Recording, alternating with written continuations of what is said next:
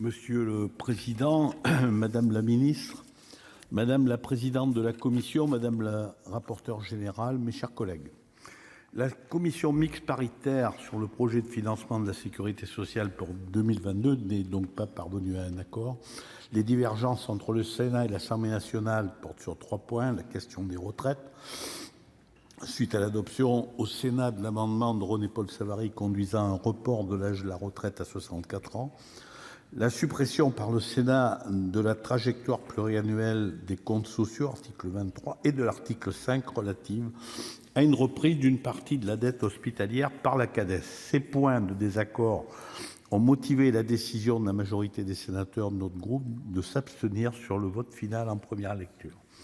En dépit de ces divergences, l'examen au Sénat a permis d'apporter des améliorations tout à fait bienvenues. Je suis favorable au dispositif de conventionnement sélectif des médecins après 6 mois de remplacement dans un désert médical, ainsi qu'aux zones franches médicalisées. Nous regrettons que ces dispositifs aient été supprimés à l'Assemblée nationale. J'avais proposé des dispositifs similaires avec mon collègue France Menonville, ainsi qu'un amendement visant à astreindre les jeunes médecins diplômés à exercer 1 an en désert médical. Le développement de la télémédecine peut bien sûr aussi apporter des solutions complémentaires. Les mesures de revalorisation salariale du Ségur de la santé vont pouvoir bénéficier à l'ensemble des secteurs du secteur médical et médico-social, ce qui représente là effectivement une avancée très importante. L'automatisation du versement des pensions alimentaires pour limiter les risques d'impayés et la prise en charge de la contraception pour les femmes de moins de 26 ans sont de réelles avancées. Je rejoins la volonté du gouvernement d'ouvrir les EHPAD vers l'extérieur, mais à ce moment, je peux regretter la suppression de mon amendement pourtant adopté au Sénat avec l'accord du ministre afin d'ouvrir le pôle d'activité de soins adaptés des EHPAD aux personnes âgées à domicile souffrant de troubles cognitifs. Ce dispositif aurait été très facilement applicable.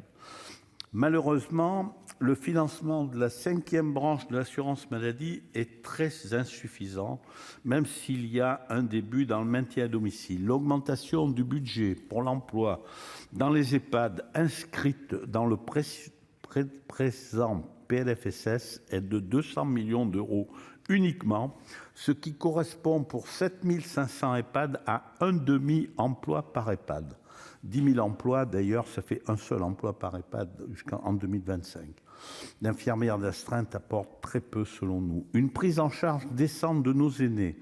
Il faudrait financer 5 soignants supplémentaires en EHPAD, ce qui demanderait un investissement de 2 milliards sur 3 ou 4 ans pour 40 000 emplois. Cette trajectoire permettrait d'améliorer la prise en charge des personnes âgées ainsi que les conditions de travail des soignants, cela dans un contexte d'augmentation du degré de dépendance globale qui se situe en moyenne près de 750 GMP dans les EHPAD. Nous devons anticiper l'évolution de l'accélération du vieillissement de la population. Le personnel des EHPAD et la direction attendent ces mesures depuis très longtemps. Nous regrettons donc leur non prise en compte. En dépit de ces réserves, notre groupe était favorable à la poursuite de l'examen du texte. Merci.